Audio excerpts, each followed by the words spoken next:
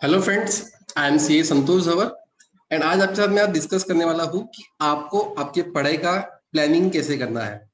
मेरा video mainly उन लोगों के लिए है जो अभी 12th स्टैंडर्ड में है और अभी वो आपका फेब में एग्जाम देने वाले हैं, लेकिन बाकी स्टूडेंट्स भी इस वीडियो का फायदा उठा सकते हैं बिकॉज इसमें मैंने आपको डिस्कस किया है कि आप आपके पढ़ाई का प्लानिंग कैसे कर सकते हो, आपको टाइम टेबल कैसे बनाना है। अगर आपको पढ़ाई का प्लानिंग करना है तो आपको आपका टाइम टेबल बनाना बहुत जरूरी होता है और वही मैंने आपको इस वीडियो में डिस्कस किया है। देखो, अभी आपके हाथ में जो अभी 12th में है उनके पास अभी से अगर आप काउंट करोगे, अक्टूबर अभी चल रहा है, तो आपके पास लगभग 3.5 मंथ्स आपके हाथ में है। ठीक है, आपके हाथ में लगभग 100 डेज आपके हाथ में अभी है। कुछ लोगों का अभी तक बहुत सारा पढ़ाई हो चुका होगा, कुछ लोगों ने अभी तक 70%, 50%, 80% तक पढ़ाई कंप्लीट कर ली होगी, लेकिन कुछ ऐसे स्टूडेंट्स भी होंगे आप में से जिन्होंने अभी तक पढ़ाई स्टार्ट भी नहीं की होगी, या जिन लोगों ने अभी तक पढ़ाई सिर्फ स्टार्ट की होगी, अभी तक कुछ उनको कॉन्फिडेंस नहीं लग रहा है पढ़ाई के अंदर। तो उन लोगों ये मेरा वीडियो है कि ये आप कैसे आप आपकी पढ़ाई का पूरा प्रॉपर प्लानिंग कर सकते हो इन नेक्स्ट 3 to 4 मंथ्स। अगर आप अच्छा टाइम टेबल बनाते हो, अच्छा प्लानिंग करते हो, तो आपका पढ़ाई जो है आप प्रॉपरली कंप्लीट कर लोगे। आपने उसी में चैप्टर पढ़ा होगा फंक्शंस ऑफ मैनेजमेंट के अंदर, जिसमें आपको बोला है कि well plan is half done. अच्छा अगर आपने प्लानिंग किया होगा तो आपका आधा काम वहीं पे खत्म होता है। और वही मैं आपके साथ डिस्कस करने वाला हूँ कि अगर आपने अच्छा प्लान किया पढ़ाई के बारे में, तो आपको पढ़ाई का आधा आपका जो प्रेशर जो है वो वहीं पे खत्म हो जाएगा और आप आपकी सिर्फ पढ़ाई पे फोकस कर पाओगे। एक सवाल जो होता है आपके मन में कि सर टाइम टेबल बनाना क्यों है, तो इसका सिंपल और एकदम बेस्ट आंसर ये है कि देखो, अगर आपने आपका पढ़ाई का प्लानिंग नहीं किया तो प्रॉब्लम क्या होता है। डेली बेसिस पे आपको सबसे पहला सवाल वही होता है कि आज क्या सब्जेक्ट पढ़ना है, कौन सा सब्जेक्ट पढ़ना है, उसमें कौन सा चैप्टर पढ़ना है, ये चैप्टर का कितना टाइम हमने देना चाहिए, दिन भर में आपने कितने सब्जेक्ट पढ़ने चाहिए, क्या सब्जेक्ट कॉम्बिनेशन होना चाहिए। ये सारी चीजों जो है आपको डेली बेसिस पे क्या होती है, प्रॉब्लम देती है। इसको आपको रोज सोचना पड़ता है। और इसमें होता क्या है, आप क्या करते हो, कुछ सब्जेक्ट आपके जो फेवरेट होते हैं, जैसे आपको एग्जांपल अकाउंट्स अच्छा लगता है या आपको इकोनॉमिक्स अच्छा लगता है, आप क्या करते हो, वो सब्जेक्ट को बहुत बार पढ़ते हो। एग्जांपल उसकी टेस्ट भी होती है रेगुलर बेसिस पे, आप क्या करते हो, उसका टेस्ट भी देते हो, उसकी पढ़ाई रेगुलर बेसिस पे करते हो। तो वहां पे आपके जो सब्जेक्ट होता है वो सब्जेक्ट आपका 4 बार, 5 बार, 6 बार पढ़ के हो जाता है। लेकिन कुछ सब्जेक्ट ऐसे होते हैं जो आपको पसंद नहीं आते हैं, राइट, आप उसको थोड़ा इग्नोर कर देते हो। जैसे एग्जांपल ओसी है, ओसीएम जो है, या आईटी होता है, या इंग्लिश होता है, इंग्लिश, उसको आप क्या करते हो, इग्नोर कर देते हो बिकॉज उसका टेस्ट भी नहीं होता है। एग्जांपल के लिए आप अभी तक आपने शायद क्लास भी ज्वाइन नहीं किया होगा, तो कुछ रीजन होते हैं आपको पसंद नहीं होता सब्जेक्ट पढ़ना, आप उसको इग्नोर कर देते हो। लेकिन आपको एक चीज समझना है, इंग्लिश हो, ओसीएम हो या इकोनॉमिक्स हो, हर एक का जो वेटेज है वो इक्वल ही है, सेम ही है। आपने इकोनॉमिक्स को 10 बार भी पढ़ लिया तो भी आपको 100 में से ही मार्क्स मिलने वाले हैं, और आपने ओसीएम को नहीं पढ़ा तो आपके मार्क्स जाने वाले हैं 100 में से ही। और इसीलिए मैं आपको बोलता हूँ कि आपका बैलेंस स्टडी जो है वो जरूरी है। कोई सब्जेक्ट ऐसा नहीं होना चाहिए कि आपने उसमें बहुत ज्यादा टाइम दे दिया है जिससे आपके बाकी सब्जेक्ट पे इग्नोरेंस हो जाए, या बाकी सब्जेक्ट को आप टाइम ना दे पाए। और यही रीजन होता है मेन कि आपके पास एक ऐसा प्रॉपर प्लान होना चाहिए कि आप किस दिन में कौन सा सब्जेक्ट पढ़ने वाले हो। एक पर्टिकुलर चैप्टर जो है एक सब्जेक्ट का, उसको आप कितने दिनों में खत्म करने वाले हो, कितना टाइम लगना चाहिए। इस सारी चीजें आपके पास अगर रेडीमेड अवेलेबल है, आपने ऑलरेडी उसको लिख के रखा है, नोट डाउन करके रखा है, तो फिर आपको उसके बारे में बार बार सोचना नहीं पड़ता है। अगर आप सोचते नहीं हो, आपको पता है कि ये करना है, इस दिन में ये आपको पढ़ना है, इतने दिनों में आपका इतना होना चाहिए, ये तारीख तक आपका इतना खत्म हो जाएगा, तो आपको प्रेशर भी नहीं आएगा पढ़ाई का। आपको लगेगा नहीं कि हाँ कुछ आपका पढ़ाई कम है या ज्यादा है, आपको प्रेशर नहीं आएगा बिकॉज आपको पता है कि हाँ ये दिनों, इतने दिनों तक मेरा इतना कंप्लीट होने वाला है। तो इसीलिए मैं आपसे रिक्वेस्ट करता हूँ कि आप सभी लोग क्या करो, अपने पढ़ाई का प्लान बनाओ। और प्लान जब मैं बोलता हूँ तो आपको मेन मेन बोल रहा हूँ कि आपको टाइम टेबल आपको बनाना है आपके पढ़ाई का, आपके एग्जाम का नहीं। देखो, सेम एग्जाम आपकी जब होती है, एग्जाम्पल के तौर पर मैं दूंगा, अगर आप फेब्रुवरी में आपका एग्जाम है, 10 फरवरी को आपका फर्स्ट पेपर अगर अनाउंस हुआ है, बोर्ड ने अनाउंस किया है, एग्जाम्पल दे रहा हूँ, अभी तक अनाउंसमेंट कुछ आई नहीं वैसे, तो होता क्या है, आपको अगर बोर्ड ने बोला कि आपको 10 फरवरी को आपका फर्स्ट पेपर है और आपको अनाउंस ही नहीं किया है कि पेपर कौन सा है, तो क्या हो जाएगा, हाँ, आपको फर्स्ट पेपर इंग्लिश का रहेगा या अकाउंट्स का रहेगा, उन्होंने अनाउंस नहीं किया है, या टाइम भी अनाउंस नहीं किया है कि पेपर क्या टाइम क्या रहेगा। तो आप मुझे आप पेपर दे पाओगे या प्रॉपर अटेंड कर पाओगे कि आपको पता ही नहीं ना पढ़ाई किस सब्जेक्ट की करनी है, राइट? या उस दिन क्या आपको है ना प्रिपरेशन करके जाना है, नहीं पता होता है, आप कंफ्यूज हो जाओगे, बराबर है? टाइम क्या, टाइम में जाना है, क्या पढ़ाई करके जाना है, आपको समझ में नहीं आएगा। और सेम आपके साथ डेली होता है, पढ़ाई के बारे में बोल रहा हूँ मैं, कि आपको रोज समझता ही नहीं है कि क्या सब्जेक्ट को पढ़ना चाहिए, क्या चैप्टर को पढ़ना चाहिए, ये चैप्टर को कितना टाइम देना चाहिए। तो ये जो है चीजें आपने प्रॉपर प्लानिंग किया है तो आपको फिर ये सोचना नहीं पड़ता है, कंफ्यूजन जो होता है आपके दिमाग का, प्रेशर जो होता है वो ऑटोमेटिकली खत्म हो जाता है, और फिर आपका पूरा फोकस होता है वो सिर्फ एंड सिर्फ पढ़ाई पे हो पाता है। Okay, now next thing is आपको टाइम टेबल कैसे बनाना है। सबसे इंपॉर्टेंट चीज जो मैं आपको डिस्कस करने वाला हूँ, और मैं आपको एक टाइम टेबल मैंने आपके लिए बनाया है, अभी जो 12th में है उनके लिए मैंने एक टाइम टेबल सैंपल बनाया है। पूरा मेरी में आपको मैं दिया है कि डे वाइज आपको कैसे बनाना है, मैं आपको बना के दिया है। अब चाहे तो आप खुद बना सकते हो आपका खुद का, या आप मेरा पूरा की पूरा वैसे की वैसे मैंने आपको वीडियो में बताने वाला हूँ, आप उसको पूरा कॉपी भी कर सकते हो, जिससे आपको अलग से कुछ प्रेशर देने की जरूरत नहीं पड़ेगी। ओके, तो देखो मैंने आपके लिए बना के रखा है, मैं आपको बताया जैसे आपको क्या करना है जब भी आप टाइम टेबल बनाते हो। देखो मैंने 12 के लिए बनाया है, लेकिन अगर बाकी भी कुछ स्टूडेंट देख रहे हैं तो उनको लिए मैं कुछ बेसिक आइडिया उनको देना चाहता हूँ कि आपको सबसे पहले देखना है कि आपके पास कितना टाइम अवेलेबल है ना, कितना टाइम आप में आपको पर्टिकुलर सब्जेक्ट जो है, जितने भी आपके सब्जेक्ट उसको आपको कंप्लीट करना है। आपको सबसे पहले वो देखना है, कितने सब्जेक्ट्स आपके हैं आपको देखना है, सब्जेक्ट के अंदर कितने चैप्टर्स दिए हैं आपको वो देखना है, राइट? फिर आपको क्या करना है, एक आपको एक टेंटेटिव निकालना पड़ेगा कि इतने चैप्टर्स है। जैसे एग्जांपल आपके आपके लिए मैंने किया है, देखो 12th वालों के लिए आपके टोटल 6 सब्जेक्ट्स है, राइट? एक मैथमेटिक्स है, अकाउंट्स है, economics, OCM, English and IT. एक कॉमन सब्जेक्ट होता है जनरली, मैथ्स के लिए ऑप्शन होता है जनरली एसपी का, और आईटी के लिए ऑप्शन होता है लैंग्वेजेस का। तो आपका जो भी होगा आपको उस तरह से रिलेट कर लेना है ना? तो अगर आपका ये सब्जेक्ट आपको ऐसे दिए है तो क्या होता है, देखो मैथमेटिक्स में आपको मैथ 1 मैथ 2 ऐसे 2 मैथमेटिक्स है, लगभग उसमें 18 चैप्टर्स है, 18 चैप्टर्स आपको अप्रोक्सीमेटली मैंने जो देखा था वो आपको मैंने यहाँ पे बनाया है।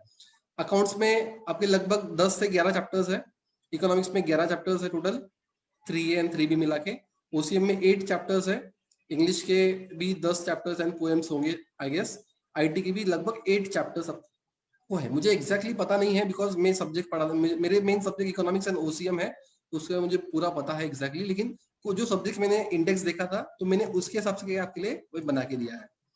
आपको क्या करना है, आपको सब्जेक्ट में चैप्टर्स कितने आपने देख लिए, अभी आपको देखना है कि अप्रोक्सीमेटली आपको एक जो चैप्टर है सब्जेक्ट का उसको कितने दिन लगने चाहिए।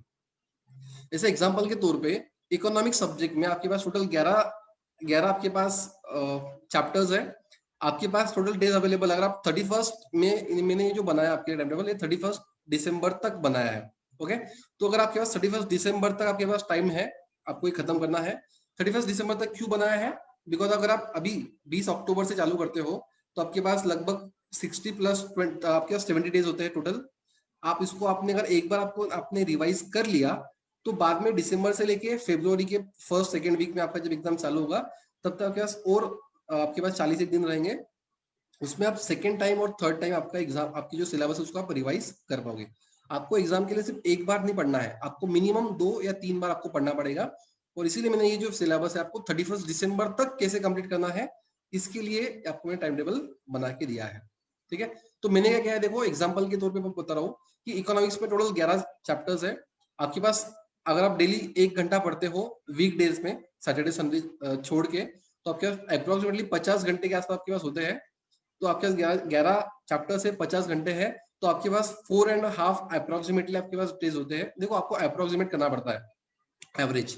तो फिर जैसे अगर आपको पास आपको पता है सब्जेक्ट के बारे में, आपने ऑलरेडी अगर पढ़ लिया होगा वीडियोस में या यूट्यूब पे जहां पे भी आपने क्लास ज्वाइन किया होगा वहां पे, तो आपको पता है कि क्या सब्जेक्ट को कितने टाइम आपको लगना चाहिए।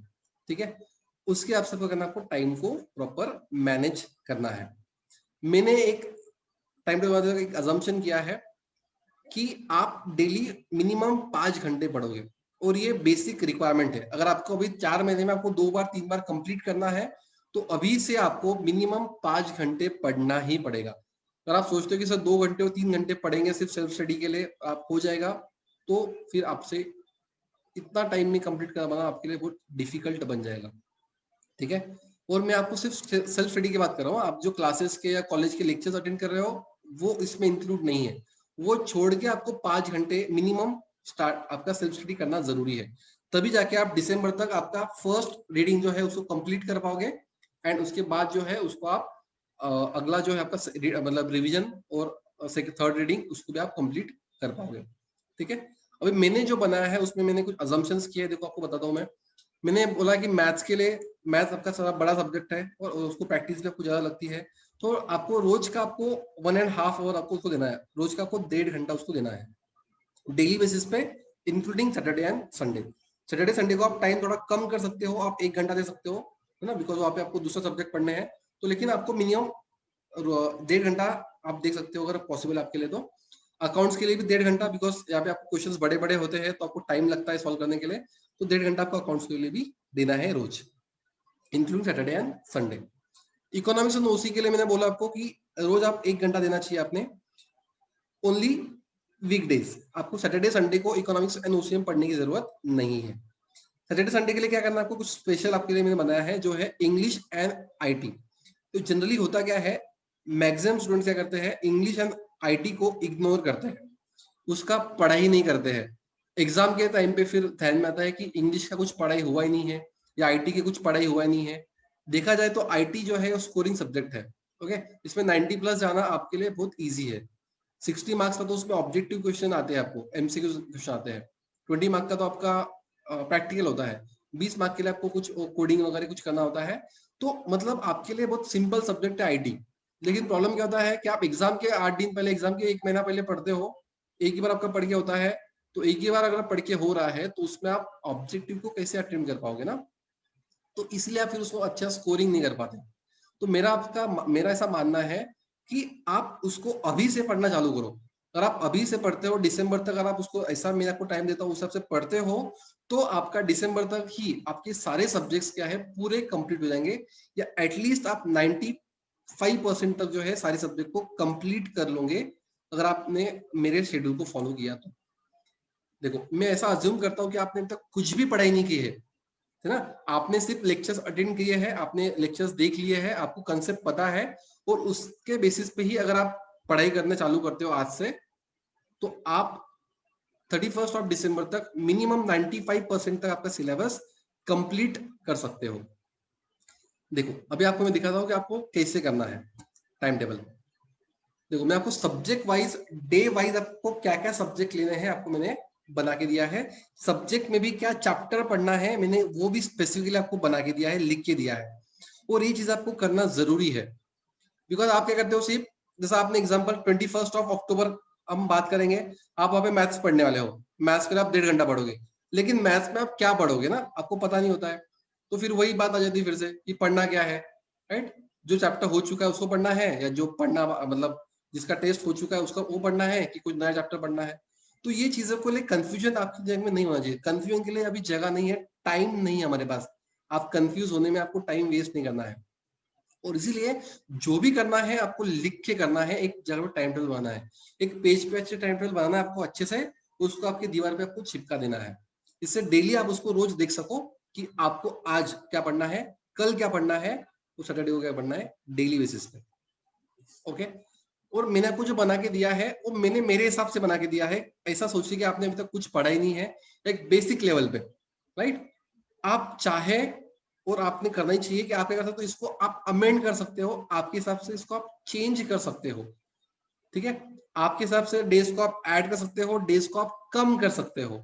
मैंने आपको एक एवरेज दिया है, बेसिक दिया है मेरे हिसाब से बना के, कि मैंने, अगर आप, मैं आपकी जगह पे रहा तो मैं क्या करता था, मैंने ऐसा बना के दिया आपको। मैं आप में इसमें से बहुत सारे सब्जेक्ट नहीं पढ़ाता हूँ ना, इसलिए ऐसा हो सकता है कि मुझे परफेक्ट नॉलेज ना हो इन सब्जेक्ट के बारे में, जैसे मैथमेटिक्स है या आईटी है। ओके, तो लेकिन फिर भी मैंने मेरे गेस के हिसाब से, बिकॉज मैंने भी, अभी मैं चार्टर्ड अकाउंटेंट हूँ, मैंने भी सब्जेक्ट्स ऑलरेडी पढ़े हैं 10 साल पहले, तो उस बेसिस पे मैंने आपको ये बना के दिया है। देखो क्या कहा मैंने आपको, दिखाता हूँ मैं। फर्स्ट डे मैंने 21 से लिया है, जैसा आज वीडियो बना रहा हूँ मैं, तो आप कल देखेंगे और चालू करेंगे, आप खुद बनाओगे। एक दिन आपको 3 से 4 घंटे देने पड़ेंगे ये टाइम टेबल बनाने के लिए, बिकॉज ये जो है 3 से 4 घंटे ये आपके लिए टाइम पास नहीं होगा, ये आपका इन्वेस्टमेंट होगा। प्रॉपर प्लानिंग अगर आपने किया, आधा काम आपका हो जाएगा। ध्यान रखना है चीज। देखो मैंने क्या किया है, फर्स्ट डे आप मैथ, आपको रोज 4 सब्जेक्ट पढ़ने हैं, एंड वीकेंड पे भी आप 4 सब्जेक्ट पढ़ने वाले हो। कॉम्बिनेशन कैसा रखना है मैं बता दूं। 4 सब्जेक्ट क्यों पढ़ना है, बिकॉज अगर एक सब्जेक्ट ही पढ़ते हो तो होता क्या है, एक तो आप, दो बातें हैं, एक तो आप बोर हो जाते हो, एक ही सब्जेक्ट पढ़ के दिन भर आप बोर भी हो जाते हो, आपका फिर कॉन्सेंट्रेशन नहीं हो पाता है, first thing. And second thing क्या है, एक ही सब्जेक्ट पढ़ते जाते हो तो फिर आपको टाइम को आप मैनेज नहीं कर पाते हो, राइट। एक सब्जेक्ट आपने अभी पढ़ लिया और फिर सेकेंड सब्जेक्ट को आप नवंबर में हाथ लेंगे या दिसंबर में हाथ में लेंगे, फिर से आप भूल जाते हो, आपने जो पहले पढ़ा था उसको आप भूल जाते हो। आपको कॉन्फिडेंस नहीं आता है कि आपके सारे सब्जेक्ट की पढ़ाई प्रॉपर चल रही है। और इसलिए मेरा ऐसा रिकमेंडेशन है कि आप जितने सब्जेक्ट्स हैं या एटलीस्ट 3 से 4 सब्जेक्ट आपको डेली बेसिस पे पढ़ना है, इससे कि आपके सारे सब्जेक्ट साइमल्टेनियसली क्या होंगे, आपके पढ़ के होते रहेंगे, आपका कॉन्फिडेंस बूस्ट होता रहेगा। ठीक है। देखो तो फर्स्ट डे अपने मैथमेटिक्स का फर्स्ट चैप्टर जो है मैथमेटिकल लॉजिक आपने स्टार्ट किया, उसको आपने 1.5 घंटा दिया। अकाउंट्स का आपने पार्टनरशिप फाइनल अकाउंट जो है फर्स्ट चैप्टर आपने वो चालू किया। इकोनॉमिक्स का मैंने चैप्टर नंबर 4 लिया है, जो प्रोड्यूसर्स बिहेवियर है, ओके, सप्लाई जो है। ओसीएम का मैंने फंक्शंस ऑफ मैनेजमेंट चैप्टर जो है, सेकंड चैप्टर जो है ओसीएम का वो लिया है। आईटी एंड इंग्लिश आपको वीक डेज पे नहीं पढ़ना है मेरे हिसाब से, आपको उसको वीकेंड को टाइम देना एक्स्ट्रा ना। मैं आपको देखो दिया है इंग्लिश एंड आईटी को 5 to 6 आवर्स वीकली, मतलब वीकली आप क्या करोगे, सैटरडे को 2.5 से 3 घंटे एंड संडे को 2.5 से 3 घंटे, ऐसे आपके 5 से 6 घंटे आप उसको एक हफ्ते में प्रॉपर दे पाओगे। ठीक है। देखो सेकेंड डे भी आपको वही चैप्टर लेना है, मैथमेटिक्स का लॉजिक, फिर फाइनल अकाउंट, फिर इकोनॉमिक्स का ही, बिकॉज एक दिन में एक सब्जेक्ट खत्म नहीं करा आप, एक दिन में आप 1 घंटा दे रहे हो या आप 1.5 घंटा दे रहे हो, तो एक दिन में वो चैप्टर खत्म नहीं होगा, बराबर है। तो आपको उसको 2 दिन 4 दिन 5 दिन जितना भी उसका चैप्टर्स का लेंथ है, जितने उसमें पेजेस है, जितने कंसेप्ट है, उसके हिसाब से करना, उसको आपको टाइम को अलॉट करना है। देखो अभी मैंने क्या किया है, मेरे हिसाब से मैथमेटिकल लॉजिक मुझे लगा कि ज्यादा पेजेस उसमें है ना, 31 पेजेस उसमें है, तो मैंने उसके लिए 5 डेज दिए हैं। अभी देखो एक दिन में आपके पास 1.5 घंटा है मैथमेटिक्स एक चैप्टर को पढ़ने के लिए, राइट। एक 10 मिनट में आप अप्रोक्सीमेटली एक क्वेश्चन आप सॉल्व करते हो मिनिमम, मैं ऐसा अजम्पशन करता हूँ। तो आप डेली बेसिस पे मिनिमम 10 से 15 क्वेश्चन आप सॉल्व कर पाओगे। और 5 दिन अगर आप एक सब्जेक्ट को, एक चैप्टर को दे रहे हो, तो आपके 40 से 50 क्वेश्चन आप आराम से कंप्लीट कर पाओगे। आप अकाउंट्स की बात करेंगे, जब फाइनल अकाउंट की बात करेंगे, तो आपको 20 से 25 मिनट एक क्वेश्चन को लगता है सॉल्व करने के लिए, आप जब खुद सॉल्व करते हो, राइट। आपके पास 1.5 घंटा रोज का है जो आपको देना है अकाउंट्स के लिए, तो आप अकाउंट्स के लिए क्या कर पाओगे, रोज के मिनिमम 3 क्वेश्चन आप सॉल्व कर पाओगे लिख के, और 1-2 क्वेश्चन आप पढ़ के सॉल्व कर पाओगे। मतलब डेली बेसिस पे आप मिनिमम 3 से 4 क्वेश्चन आप अकाउंट्स के पढ़ रहे हो। तो अकाउंट्स के लिए मैंने क्या किया है, एक सब्जेक्ट के लिए, एक चैप्टर के लिए सॉरी, आपको मैंने 7 दिन दिए हैं, एवरेज 7 डेज दिए हैं, बिकॉज आपके पास 10 सब्जेक्ट्स है, 70 डेज है, तो आप 7 दिन में आपने एक सब्जेक्ट, एक चैप्टर जो है अकाउंट्स का, वो खत्म करना चाहिए। एवरेज बता रहा हूँ, ठीक है। कुछ जगह पे आप दिन बढ़ा सकते हो, आपको कुछ चैप्टर में डिफिकल्टी लगती है, कहाँ पे आपको इजी लगता है तो वहाँ पे आप कम भी कर सकते हो। ये सारा क्या है, आपके हिसाब से आपको मैनेज करना है ना। ये फ्लेक्सिबल है, ये कोई ऐसा ऐसा नहीं कि आपको ऐसे ही फॉलो करना है, ये क्या फ्लेक्सिबल है, आपके हिसाब से, आपके रिक्वायरमेंट के हिसाब से आप इसको चेंज कर सकते हो। मैं इसमें एक चीज ऐड करना चाहता हूँ कि आप क्या करना है, आपको आपका डेली का भी आपको शेड्यूल बना के रखना है। डेली का शेड्यूल मतलब क्या, कि आप कितने बजे उठोगे, एग्जाम्पल कि आप 8 बजे उठोगे, है ना, फिर आप 8 से 9 बजे तक आप रेडी हो जाओगे, राइट, फ्रेश हो जाओगे, फिर आप 9 बजे बैठोगे, 9 से 9:30 आप करोगे मैथमेटिक्स पढ़ोगे, एग्जाम्पल के तौर पर बता रहा हूँ मैं, है ना। फिर आप 10 मिनट का ब्रेक लेंगे, फिर आप क्या करेंगे, 10 to 10:45 एग्जाम्पल के लिए, 10:30 आप 11:30 तक आप करोगे अकाउंट्स पढ़ोगे, या फिर आप बीच में इकोनॉमिक्स पढ़ लोगे, बाद में शाम को आप अकाउंट्स पढ़ोगे, फिर रात में ओसीएम पढ़ोगे, वॉट एवर जैसा आपको पढ़ना है वैसे। प्रेफरेबली जनरली क्या होता है, मॉर्निंग में आप 3 सब्जेक्ट पढ़ो, आपको बोरिंग नहीं होगा, है ना, फ्रेश फ्रेश मूड में आप 3 सब्जेक्ट पढ़ लोगे। एंड आफ्टरनून में जैसा जब आपको बोर होता है थोड़ा, तो उस टाइम पे आप प्रैक्टिकल सब्जेक्ट जो है उसको आप सॉल्व कर सकते हो, तो आपका फिर पढ़ाई में मन भी लगा रहेगा, आपको बोर भी नहीं होगा, और आपकी पढ़ाई कंप्लीट भी होती रहेगी। ठीक है। तो टाइम टेबल बनाना क्यों आपको डेली बेसिस पे, इसलिए बनाना है कि देखो आपको पढ़ना मैथमेटिक्स तो है, पता है, लेकिन पढ़ना कब है अगर वो भी पता रहा ना तो आपका काम और इजी हो जाएगा। आपने अगर लिख के रख दिया वो भी शेड्यूल आपका दिन भर का कि आपको 8 बजे उठना है, इतने बजे ये करना है, इतने बजे ये पढ़ना है, और आपने वो भी लिख लिया दिन भर में क्या शेड्यूल क्या रहेगा, तो आपका टाइम और बच जाएगा। आप और अच्छे से क्या करोगे, विदाउट एनी कंफ्यूजन आप काम कर पाओगे। तो अगर हो सके तो आप ये चीज भी कर लेना साथ में। इसके अलावा मैंने यहाँ पे बना के नहीं दिया वो चीज को, बिकॉज वो हर एक का अलग रहेगा। कुछ लोगों को मॉर्निंग में पढ़ाई करना पसंद होता है, तो लोग नाइट में पढ़ाई करें, मतलब नाइट में जल्दी सो जाएंगे और सुबह जल्दी उठ के पढ़ाई करेंगे, तो उनके लिए अलग बनेगा शेड्यूल।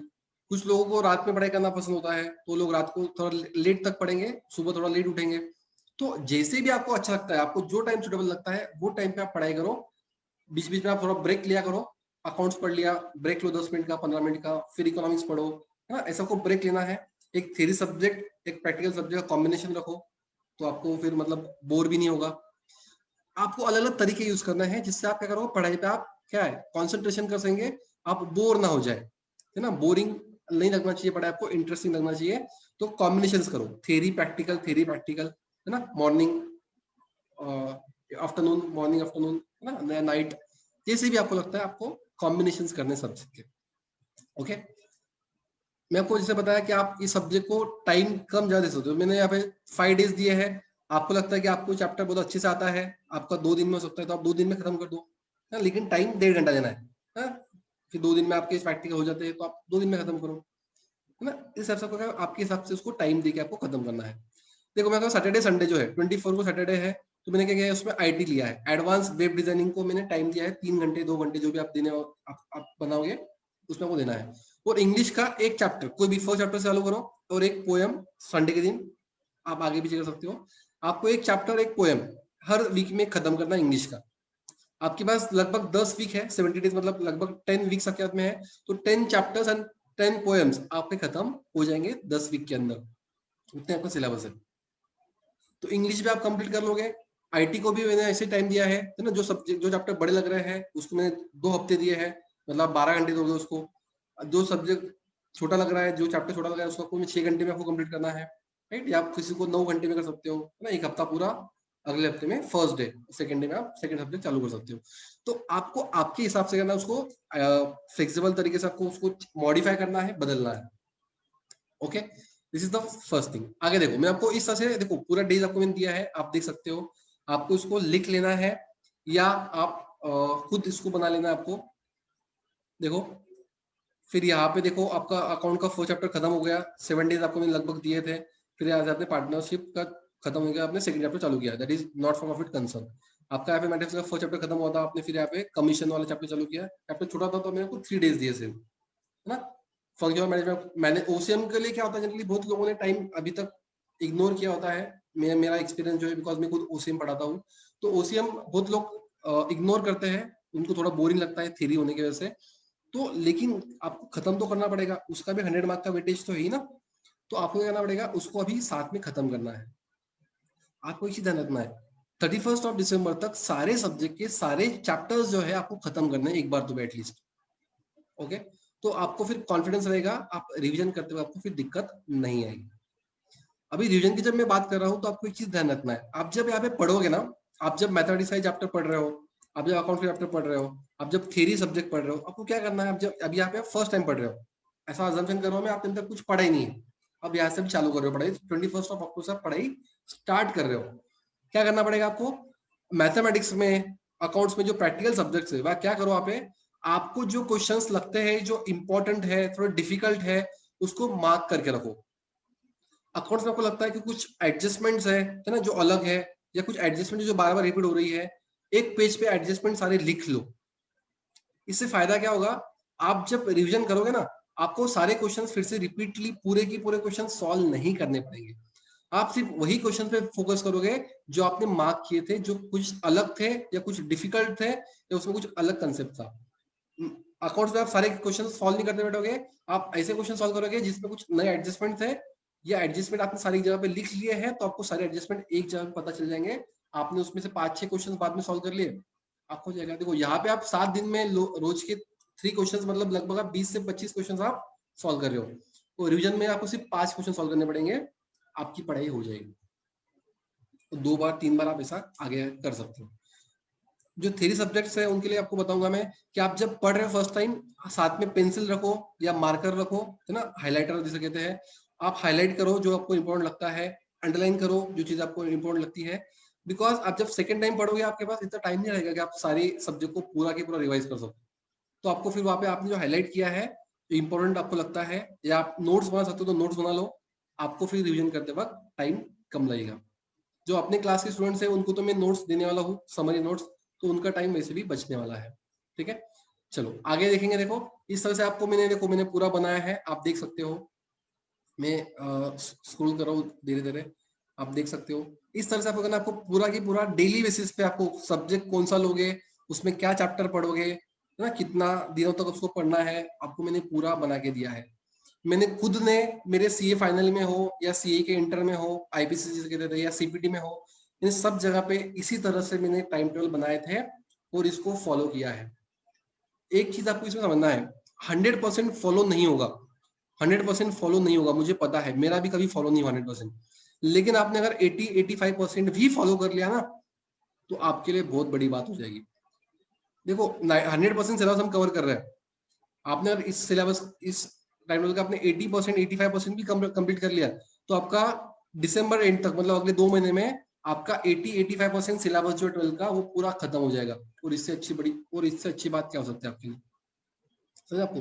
तो 100% फॉलो होता नहीं, इसलिए आपको फॉलो करना ही नहीं है, ये गलत चीज है। आपको ट्राई करना है कि फॉलो हो पूरा। और मैंने इसमें एक चीज की, देखो मैं खुद भी करता था और मैंने आपके लिए भी किया है। देखो देखो मैंने यहाँ पे क्या है, देखो ओसीए का ही आपका था, नीचे दिया आपको पेंडिंग वर्क।